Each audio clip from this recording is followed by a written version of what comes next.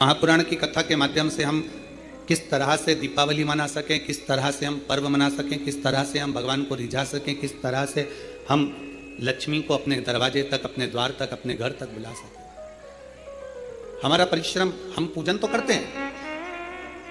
भारत की भूमि पर रहने वाला ही नहीं, विदेश में रहने वाला भी सनातनी लक्ष्मी पूजन करता है। भारत की भूमि पर ही नहीं, संपूर्ण विश्व में रहने वाला, सनातन धर्म को मानने वाला शंकर की आराधना करता है। पर उसके जीवन में लक्ष्मी कैसे प्राप्त हो? करता तो वो जिंदगी भर आ रहा है, लगातार कई वर्षों से पूजन कर रहा है, पर वही हर दीपावली पर पूजन करता है। उसके बाद भी उसको कहीं ना कहीं लोन उठाना पड़ता है, हाथ जोड़ना पड़ते हैं, किसी के आगे जाकर बोलना पड़ता है, तब कहीं थोड़ा सा रुपया उसके पास में एकत्रित होता है। उसका खुद का क्यों नहीं है? शिव महापुराण की कथा कहती है, बाती जो लगाई जाती है दीपावली पर लगाओ, चाहे आप धनतेरस पर लगाओ, चाहे आप रूप चौदस पर लगाओ, चाहे पड़वा पर लगाओ, चाहे दूज पर लगाओ, बाती हमेशा लंबी होना चाहिए। लंबी बाती, चाहे तेल की लगा रहे हो, चाहे घी की लगा रहे हो, भाव से।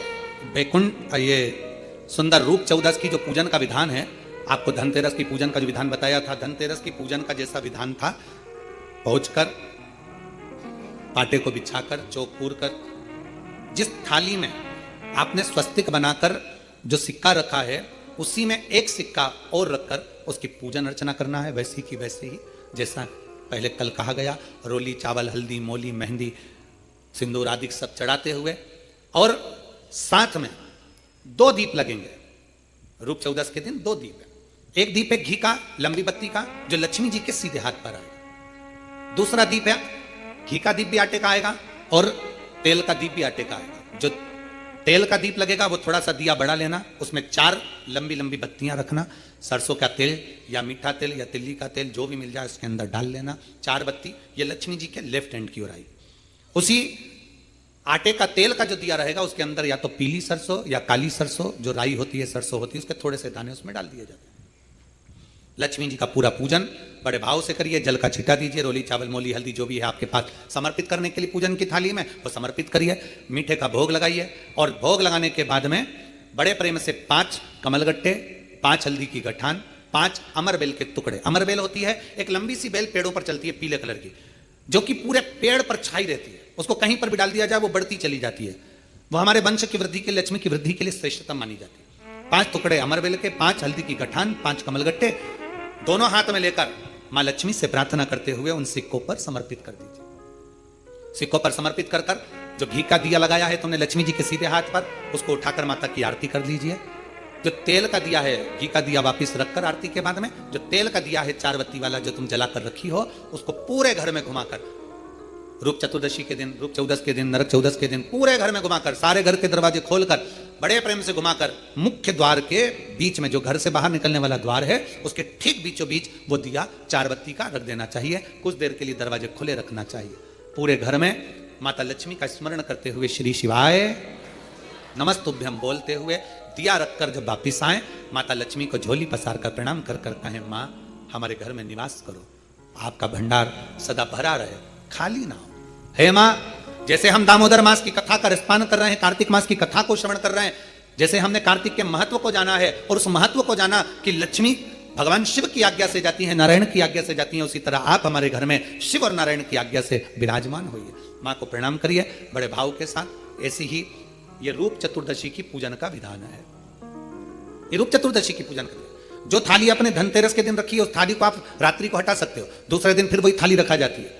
तीसरे दिन दीपावली का जो पर्व होगा, कल की कथा में आपको 2 बजे से 5 बजे तक जो कथा होगी, कल की, आज की कथा तो 9 बजे से 10 बजे तक है, पर कल की कथा 2 बजे से 5 बजे तक होगी। 2 से 5 इसलिए रखी है क्योंक't उसमें 3 दिन की पूजन का विधान बताना है, एक दीपावली का, फिर पड़वा का, फिर दूज का। तो बड़े प्रेम से उस कथा को, कल की कथा को अपन 2 बजे से 5 बजे तक श्रवण करें। भगवान को अपने हृदय की बात, अपने चित्त की बात, अपने मन की बात बाबा को प्रार्थना करते हैं। और हम तो निवेदन करेंगे, प्रयास करिए, अगर हो सके रूप चतुर्दशी का अगर दिन है, नरक चौदस का दिन है, जैसे कुबेरेश्वर धाम पर दीपावली कब की है, 31 अक्टूबर की, तो 29 तारीख को धनतेरस है, 30 तारीख को रूप चतुर्दशी है, नरक चौदस है। तो हम तो प्रार्थना करें, निवेदन करें आपसे, अगर हो सके शरीर में अगर बहुत रोग है और बहुत तकलीफ की जिंदगी चल रही है, मतलब हर 2 महीने में 3 महीने में कोई ना कोई दुख तुम्हारे सामने आकर खड़ा हो जाता है, कोई तकलीफ आकर खड़ी हो जाती है, चाहे बच्चों को हो रही हो, चाहे बेटियों को हो रही हो, चाहे परिवार में हो रही हो, तो हम तो निवेदन करेंगे रूप चतुर्दशी के दिन 1 लोटा जल, उसमें बड़े प्रेम से कोई थोड़ा सा इत्र का अगर भाग मिल जाए, और इत्र ना मिले तो पीला चंदन या लाल चंदन डालकर, अगर कहीं आंवले का वृक्ष हो, पीपल का वृक्ष हो और बेलपत्र का वृक्ष हो, 3 जगह पर थोड़ा सा वो लोटा जो घर से लेकर जाओगे, पात्र लेकर जाओगे, रूप चतुर्दशी के दिन तीनों वृक्ष के नीचे एक ही कलश से थोड़ा थोड़ा जल 3 स्थान पर चढ़ाइए और बाबा से अपने मन की बात कहकर आई है। आप खुद देखोगे कि 3 महीने में मेरा कुबेर भंडारी आपके दुखों को हरेगा। परंतु यह उपाय केवल एक रूप चतुर्दशी के दिन ही होगा, केवल रूप चतुर्दशी के दिन। कई लोग इसको दीपावली के दिन भी करते हैं, कई लोग इसको धनतेरस के दिन भी करते हैं, पर यह उपाय रूप चतुर्दशी के दिन करेंगे तो उसका फल चौगुना मिलेगा, चौगुना। और मान लो इस चतुर्दशी पर अगर आप नहीं कर पा रहे हो तो अगली इसी कार्तिक के महीने की जो देव दीपावली आती है पूर्णिमा के लगभग में, उस समय पर जो चतुर्दशी आए तो उस समय पर भी यह प्रयोग कर सकते, पर होगा कार्तिक महीने के। एक शिव महापुराण के अंतर्गत एक बड़ा सुंदर संवाद स्कंद पुराण के अंतर्गत आता है, कार्तिक महत्तम। एक ब्राह्मण पति पत्नी दोनों बड़े बुजुर्ग थे, बहुत बुजुर्ग, 6 लड़कियां थी उनकी।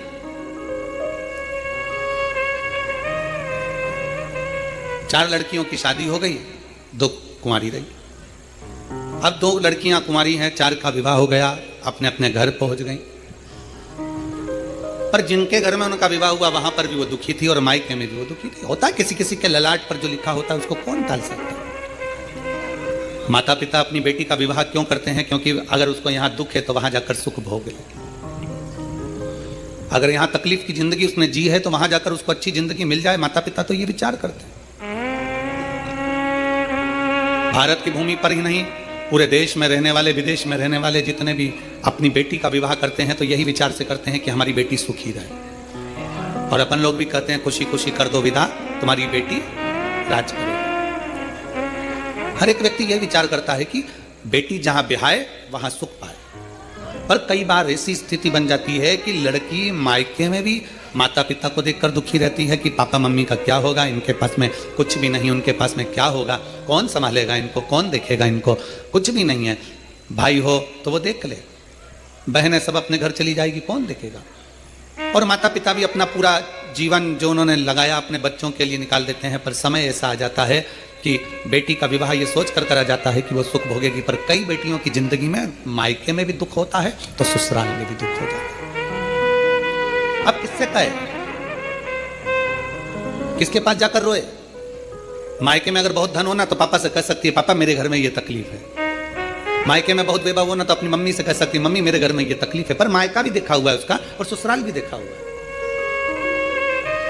मायके में भी तकलीफ है और ससुराल में भी। अब किससे कहने जाएगी, किसको कहेगी, किससे प्रार्थना करेगी वो? तो शिव महापुराण की कथा कहती है, स्कंद पुराण कहता है कि ब्राह्मण ब्राह्मणी बुजुर्ग हैं, उनकी 6 लड़कियां हैं, 4 लड़कियों का विवाह हो गया पर वो चारों भी सुखी नहीं है। अब किसके पास जाए? माता पिता तो शंकर के मंदिर के बाहर बैठकर थोड़ी सी भिक्षा मांग लेते हैं, भिक्षा में आटा चावल मिल जाता है, थोड़ी सेवा कर लेते हैं भगवान की, और उस आटा चावल को जो मिलता है तो ब्राह्मण भी इतने विचित्र हैं वो पति पत्नी कि जो भिक्षा में मिलता है शंकर जी के मंदिर में शाम को पहुंचते हैं प्रदोष काल में, और प्रदोष काल में शिव जी के मंदिर में पहुंचकर उस भिक्षा के हिस्से कर देते हैं। और हिस्से भी करते हैं तो 5 हिस्से।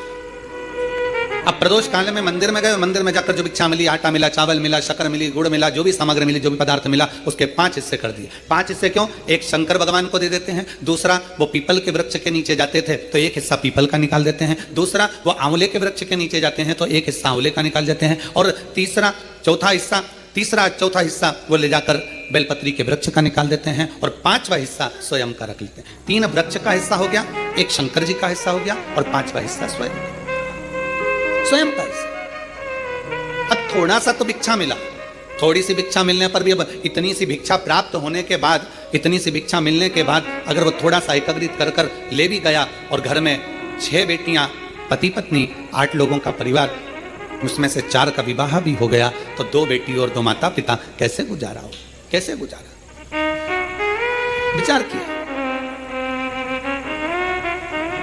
आपका काम है शंकर के मंदिर तक जाना, आपका काम है शिवालय तक जाना, आपका कान में अपना जो है उसमें से कुछ अंश शिव को दे देना, ये आपका कार्य है। अब शिव का क्या कार्य है वो शंकर जाने। तेरे मंदिर में आना मेरा काम है और मेरी बिगड़ी बनाना तेरा काम। तेरी चौखट तक मैं आ ही गया, मुझे दर्श दिखाना तेरा काम। अब उसके ऊपर निर्भर है। क्यों हमने अभी कथा के शुरू में कहा कि मकान मिले ना मिले पर पता मिल जाना चाहिए, भगवान मिले ना मिले पर शिव कथा मिल जाना चाहिए। उसका कारण केवल इतना सा है कि भगवान मिलता कब है, जब हम कथा को श्रवण करते हैं। भगवान राम ने शबरी को कहा, माता शबरी अम्बा के दरवाजे पर कहा कि तुम सत्संग करो, कथा श्रवण करो, संगत करो। जब तुम कथा सुनोगी, तुमने अपने गुरु मातंग बाबा के मुख से सुन लिया कि राम आएंगे, तुमने मेरा इंतजार करा। क्यों? गुरु के मुख से सत्संग में सुना था कि परमात्मा मिलेगा जरूर, आएगा जरूर, तो मेरा आगमन हो गया। उसी तरह कथा सुनते हैं हम और कथा में ये चीज सुन लेते हैं कि मैं अगर ये करूंगी तो मेरा शंकर मेरी सुनेगा। शिव जी को एक लोटा जल चढ़ाऊंगी, मेरा शिव मुझे सुनेगा। श्री शिवाय नमस्तुभ्यम बोलूंगी, मेरा शिव मेरा सुनेगा। मैं भगवान शंकर को इस तरह से बेलपत्र चढ़ाऊंगी, मेरा शंकर मुझे सुनेगा। इसीलिए शिव महापुराण की कथा कहती, भगवान मिले ना मिले पर शिव कथा मिल जाना चाहिए। कथा मिली कि परमात्मा को ध्यान रखना ही पड़ेगा। बकरी चलाने वाला अपने मोहल्ले की बकरी लेकर निकल गया और बकरी वाला जब लेकर निकला है और घर के लोगों ने देख लिया कि वो बकरी लेकर जा रहा है, पहचान का आदमी और बकरी लेकर जाएगा, मतलब बकरी वाले से उसने एक ही बार कहा कि हमारे घर की बकरियां ले जा, हमारे यहाँ की गाय ले जा, चरा कर लिया ना, हमारे यहाँ का ऊँट ले जा, चरा के लिया ना, हमारे यहाँ की भेड़ ले जा, चरा के लिया ना। बकरी वाले को तो केवल एक बार कहा गया, बकरी वाला रोज ले जाता है, रोज चरा कर लाता है। अब जवाबदारी किसकी है? बकरी चराने वाले की। आएगा, बकरी नहीं आई तो किससे कहेगा क्यों हमारी बकरी कहाँ है, क्यों हमारी गाय कहाँ है, क्यों हमारा ऊंट कहाँ है, क्यों हमारी भेड़ कहाँ है, उससे कहेगा। उसी तरह शिव कथा बाचने वाला हो, भागवत कथा बाचने वाला हो, चाहे कोई संत साधु गुरुजन हो, भगवान उनको भेज देते हैं कि ये संसार सागर के लोग हैं, इनको ले जाकर परमात्मा की चौखट तक भेज देना। बस तू अगर इनको यहां तक लेकर आ गया, फिर आगे की जवाबदारी वो शंकर की है, फिर ओघड़दान की, उसके ऊपर निर्भर है, फिर उसके ऊपर आश्रित हो जाते हैं। अब उसके ऊपर आश्रित हो जाएं, हम क्या विचार करें? शिव महापुराण की कथा कहती है, दुनिया के लोग तोड़ेंगे, आपको जुड़ना है। कितना तोड़ने का विचार? आज के जमाने में राजनीति कोई साधारण हो गई क्या? आज के जमाने की राजनीति देखिए, ब्राह्मणों को तोड़ दिया, क्षत्रियों को तोड़ दिया, वैश्य को तोड़ दिया, शूद्र को तोड़ दिया, 4 वर्णों में चारों को तोड़कर रख दिया। और वहां अगर आज भी हम लोग एकजुट नहीं हुए तो आने वाला समय हमको रुला देगा। आपकी जेब में 100 का नोट है? अरे बोलो तो जम के, चलो ठीक है। 100 रुपए के 4 हिस्से करो, कितने कितने हो गए? जम के बोलो। अब तीनों आंवले के वृक्ष के नीचे गए, वहां पर भी गए, दिया लगाया, दिया लगाते से ये कन्या वहां पर प्रकट हो गई। काका हमें आपके साथ चलना है। अब इतने में तो बुजुर्ग बूढ़ी मां ब्राह्मण की पत्नी बोली, अब कहां लेकर जाओगे? कौन है? रो रही है, बिलक रही है, हमें तो आपके साथ चलना है, हमें लेकर चलिए। ब्राह्मण ने कहा, अब ये रो रही है, कोई भी इसका नजर नहीं आ रहा है, इसको भी ले लो, लेकर चल दिया। ब्राह्मणी चिढ़कर बोली, घर में पहले से 6 बेटियां बैठी हैं, 2 और हो गई, कितनी हो गई? 8, और पति पत्नी 10। पति ने हाथ पकड़ाया पत्नी को, फिर आगे बढ़ गए, बढ़ते बढ़ते सीधे बेलपत्र के वृक्ष के नीचे पहुंच गए। अब तो बेलपत्र के वृक्ष के नीचे दिया लगाने ही वाले थे, इतनी देर में ब्राह्मण ने अपनी ब्राह्मणी से कहा, बिल्कुल मत लगा, बिल्कुल मत लगा, हो सकता है तू दिया लगाए और दीप लगाए और लड़की आ जाए, तो तू दीप मत लगा, दीप लगाए मत।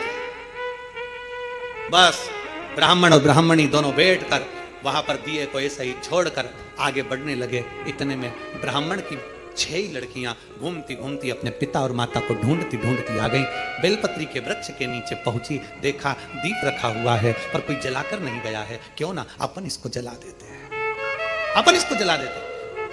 6 बेटियों ने मिलकर उस दीप को प्रज्वलित कर दिया। जैसे ही दीप प्रज्वलित करा, एक लड़की वहां प्रकट हो गई और प्रकट होते से कहा, जीजी ओ जीजी, मेरे को तुम्हारे साथ चलना है, मेरा कोई नहीं है, मुझे लेकर चलो। अब तो 6 लड़कियों ने विचार करा, पिताजी इतना सा तो भात लेकर आते, उसमें एक एक गासा सबको मिल जाता, पिताजी थोड़ा सा भाग लेकर आते हैं, सबको इतना इतना सा मिल जाता है, और मालूम पड़े ये 1 और बढ़ जाएगी तो 6 और 1 हम 7 हो जाएंगे। लड़कियों ने एक कहा कि देख भाई, हमारे पास में तो वैसे ही खाने का कुछ भी नहीं है। इतने में वो कन्या जो बेलपत्री के वृक्ष के नीचे से प्रकट हुई, उसने कहा, जी जी मुझे कुछ खाने को मत देना, मैं तुम्हारे सारे कपड़े भी धो दूंगी, बर्तन भी मांज दूंगी, तुम्हारा भोजन भी बना दूंगी, तुम जैसा बोलोगे मैं वैसा कर दूंगी। उसमें एक बहन बड़ी चतुर थी, एक बहन बड़ी चतुर थी, उसने विचार करा चलो अच्छा है घर का काम करेगी, अभी अपन सब मायके से भी आए हैं, फैलारा ज्यादा है, काम बहुत सारा है, करेगा कौन, माँ दुखी है पिता दुखी है तो यही करेगी। हाथ पकड़ा ले गए।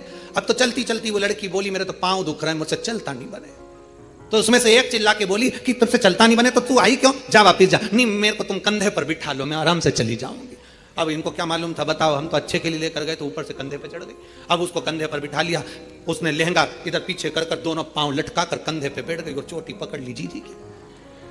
और चोटी पकड़ते पकड़ते बड़े प्रेम से जो पहुंची आवाज लगाया पिताजी पिताजी पिताजी। जो पिताजी बाहर आकर बोले क्या हो गया बेटा, किसकी बेटी को लिया सिर पर बिठाकर कंधे पर बिठाकर। अरे पिताजी एक दिया रखा था बेलपत्री के वृक्ष के नीचे, हमने सोचा कौन रखकर चले गया, जलाकर आ गया, जलाकर। अब तो पिता को लगा, उन्होंने ब्राह्मणी को बुलाया, देख वो मैंने मना करा था दिया मत जलाओ, दिया जलाया और वो आई। अब ये देख अंदर जाकर बेटियों ने देखा तो दो तो पहले से बैठी थी, एक साथ में आ गई। कितने हो गए, सब मिला के 11। अब 11 की 11 एकत्रित हो गए। अब बेटियां बड़ी भूख से व्याकुल, अन्न का भाग नहीं, थोड़ा सा करें तो करें क्या करें। इतने में पीपल के वृक्ष के नीचे से जो बेटी निकली, आंवले के वृक्ष के नीचे से जो बेटी निकली, बेलपत्र के वृक्ष के नीचे से जो बेटी निकली, ब्राह्मण पिता ने और ब्राह्मणी ने दोनों ने मिलकर उन तीनों का नाम पावनी लक्ष्मी रख दिया। कौन सी लक्ष्मी, पावनी। पावनी का मतलब जानते हो, पावनी का मतलब होता मेहमान। कौन सी लक्ष्मी है, पावनी लक्ष्मी, मतलब हमारे घर में मेहमान बनकर कोई लक्ष्मी। अब ब्राह्मणी ने पूछा कि इनका नाम क्या रखे, तो क्या रख दो पावनी लक्ष्मी। अब इन्होंने नाम रख दिया पावनी लक्ष्मी। अब तीनों को नाम पावनी लक्ष्मी। अब एक ने कहा जो पीपल के वृक्ष के नीचे से निकली, मैं जाती हूँ अभी भोजन बनाती हूँ। तो इतने में ब्राह्मणी आंख में आंसू भरकर बोली बेटी तू इतनी सी तो रखी है, भोजन क्या बनाएगी, कुछ भी तो खाने का नहीं है, अपन एक काम करेंगे कल भिक्षा मांग कर लाएंगे तब बनाएंगे। इतने में लक्ष्मी ने उसी समय पावनी लक्ष्मी बोली माँ तू तो बर्तन बता दे, बर्तन कहाँ रखा है, बस बर्तन बता मैं बना दूंगी। तो बनाएगी क्या, अन्न हो घर में तो बनाएगी ना। अरे माँ तू बता तो सही, तू मुझे बता कहां रखा है। तो इतने में ब्राह्मणी ने पूछा घर में अन्न नहीं है तो तू देगी क्या। इतने में पावनी लक्ष्मी ने कहा मां एक बूढ़ा बूढ़ी पीपल के वृक्ष के नीचे आते थे, अपने अन्न का एक हिस्सा रख कर जाते थे। शंकर भगवान बोले हैं उनके अन्न का पूरा हिस्सा चुका कर आना है, इसलिए मैं तुम्हारे दरवाजे पर आई हूं। मां भागवता बर्तन दिए, भोजन बनना तैयार हुआ। जैसे ही भोजन बनकर तैयार हुआ सबने पाया ऐसा स्वादिष्ट भोजन, आज पेट भरकर जिंदगी में पहली बार भोजन करा। भोजन कर कर बर्तन मंज कर रखे ही थे, कोई रिश्तेदार कभी नहीं आता था क्योंकि धनी नहीं था। सुख के साथी हजारों हैं जब दुख पड़ा तब कोई, धन के साथी हजारों हैं जब धन नहीं तो कोई। अब धन नहीं, कोई रिश्तेदार नहीं आता था। आज सब भोजन कर कर आराम से बस चक होकर खूब आनंद में रह रहे थे, खूब प्रेम से बात कर रहे थे। इतने में जो मामा कभी नहीं आता था वो मामा आ गया और मामा आकर दरवाजे लगाया, दरवाजा बजाया और आवाज बजाकर जैसे दरवाजा बजाया जीजी आई बाहर। बहन ने कहा भैया तू इतने सालों के बाद आज आया है, कैसे आना हुआ। बहन यहाँ से निकल रहा था, बहुत भूख लग रही थी, सोचा तेरे घर का भोजन करते हुए चले जाऊं। अब ब्राह्मणी ने मन में सोचा जो भोजन था वो तो सब हम खा गए, 11 की 11 पूरा निपटा गए, कुछ बचा तो है नहीं। अब तुझे दे तो दे क्या प्रदान करें। इतने में दूसरी लक्ष्मी, पावनी दूसरी लक्ष्मी आंवले के वृक्ष के नीचे की बोली अरे माँ क्यों चिंता करती है, तुम्हारा मामा तुम्हारा भाई हमारा मामा बिठा अभी हमें भोजन बना के लाती। दूसरी ने जैसे कहा भोजन, तो इतने में ब्राह्मणी ने कहा कि भोजन पहली वाली तो दे दी पीपल का भाग, अब तू कहां से लाएगी। दूसरी बोली एक ब्राह्मणी आते थे आंवले के पेड़ के नीचे भिक्षा रख कर जाते थे, हिस्सा मेरे को भगवान शंकर जी बोले हैं उनका हिस्सा पूरा चुका कराना, इसलिए मामा को भी खिला कर भेजती। जो भोजन बनाया मामा तो चक खाया, वहीं पड़ गया, वहीं सो गया। मामा जैसे सोया खूब आनंद में रहे। अब सब की सब आनंद में सो रहे थे, सब आनंद चक से सो रहे थे। तीनों कन्याओं ने दो ने उठकर आखिरी पावनी लक्ष्मी से पार्वती जी की उस बेलपत्री के वृक्ष के नीचे से निकली उस कन्या से कहा जीजी अब तेरी बारी है, तू अब कुछ कर। पावनी लक्ष्मी ने कहा चिंता मत करो। ब्राह्मणी को जगाया और ब्राह्मणी से कहा एक काम कर, पूरे घर का कोठा साफ कर दे, झाड़ू को घर के पीछे रख दे, चलनी पर कपड़ा ढाक दे, सूपड़े को छुपा कर रख दे और मैं इस कोठे में सोऊंगी, तू बाहर सो जा। बेटा ब्राह्मणी बोली कोठे में तो तुझे डर लगेगा, ना ना मां तू बाहर सो, मैं कोठे में सोऊंगी। बेलपत्र के वृक्ष से निकली हुई वो कन्या कोठे में सोई। कन्या ने जो दृष्टि करी चारों तरफ पूरा धन से कोठे को भर दिया, भर कर बाहर निकल। जैसे ही बाहर निकली, निकलते से ही उसी समय पर मामा ने देख लिया आधी रात को जीजी की छोरी बाहर जा रही है। अब उसको क्या मालूम था, मामा कभी जिंदगी में आया हो तो मालूम हो कि जीजी की छोरी 6 थी, ये तो दिखने में कितनी हो गई, पूरी की पूरी ना। उसको क्या मालूम, जीजी की छोरी बाहर जा रही है। इतने में मामा उड़ गए, मामा ने उठकर हाथ पकड़ लिया, हाथ पकड़ कर कहा बेटी कहाँ जा रही है? तो इतने में कहा बस मेरा काम था पूरा कर दिया, मैं जा रही हूँ। मामा जी बोले कभी मामा के घर नहीं आएगी? तो इतने में बोली अभी चल चल, अभी चलूंगा। हाथ पकड़कर मामा बेटी को घर लेकर गए। मामा की दशा भी ठीक नहीं थी। कहा मामा चलनी को ढाक दे, झाड़ू पीछे रख दे, कोठे को लेपन कर दे, मैं यहाँ सोऊंगी। मामा कहे बेटा अकेली कहाँ सो पाएगी? कहा मामा तू जा। मामा को बाहर भेजा, कोठे को धन से भर दिया। तीनों बेटियां एक जगह से इकट्ठी होकर चली तो ब्राह्मणी ने हाथ जोड़कर कहा तुम कौन हो, कौन हो? कहा बाबा दामोदर मास में कार्तिक के महीने में तुमने शिव की अर्चना करी, शंकर के मंदिर का झाड़ू बुआरी कर कर दीप का दान किया, पीपल के वृक्ष का दीप दान करा, आंवले के वृक्ष का दीप दान करा, बेलपत्री के वृक्ष का दीप दान करा, तो शंकर भगवान की करुणा से हम तीनों ने आपका भंडार भरा। भगवान ब्राह्मणी बड़े आनंद में झूमने लगे। ये शिव तत्व, ये शंकर की अभिधल कथा। कार्तिक महीने में दीपदान का बड़ा महत्व है, इसलिए दीपावली की रात्रि को यहाँ कुबेर भंडारी के दरवाजे पर लोग आते हैं, 11 दीप घी के जला कर जाते हैं, दूसरे दिन बाबा का खजाना लेकर जाते हैं। तो ये तो दिल से लोग बाबा के दरवाजे पर आते हैं। और आपको तो बड़े प्रसन्नता, 31 तारीख को दीपावली महापर्व मनाकर लोग 1 नवंबर को बाबा के दरवाजे पर आकर खजाना लेकर बाबा का भजन कर कर जाते हैं। कभी मौका लगे तो दीपावली की रात्रि को आकर एक बार दर्शन करना बाबा के धाम का। ऐसा लगता है पूरा बैकुंठ और कैलाश मेरे बाबा का इस कुबेरेश्वर धाम में आकर बस जाता है। पूरा बैकुंठ कैलाश सारे तीर्थ होकर आइए और एक बार कुबेरेश्वर धाम होकर जाइए। कुबेरेश्वर बाबा की धरा पर कहीं पर भी सुबह से लेकर शाम तक बैठे हुए ऐसा शांति का महल आनंद उत्पन्न होगा। ऐसा लगेगा कि हम कहां आ गए। सारे तीर्थ घूमो पर आखिरी में एक बार कुबेर भंडारी के दरवाजे पर चलो और देख लिया संसार हमने देख लिया, सब मतलब के यार हमने देख लिया। शिव तत्व की प्राप्ति, भगवान शंकर की अविरल कथा, शिव चर्चा 3 दिन की है। 1 घंटा का समय जो हमको मिला है, आज अपने रूप 14 के पूजन के महत्व को जाना है। कल कथा में 2 बजे से 5 बजे तक में सुंदर दीपावली पूजन, पड़वा का पूजन और दूज के पूजन का स्मरण करेंगे, बड़े भाव से कथा सुनेंगे। और 4 नवंबर से 8 नवंबर तक दीपावली के बाद में स्थान IMT sector number 66 Faridabad Haryana में शिव महापुराण की कथा दोपहर 1 बजे से 4 बजे तक श्रवण करेंगे और बाबा की विरल भक्ति को प्राप्त करेंगे। 11 नवंबर से 17 नवंबर तक बीसलपुर रोड, रूपपुर कृपा, पीलीभीत उत्तर प्रदेश में अपन कथा श्रवण करेंगे। 20 से 26 नवंबर तक श्री सतुआ बाबा गौशाला, डोमरी पड़ाव, वाराणसी, काशी में बाबा के धाम में बैठकर कथा को श्रवण करेंगे।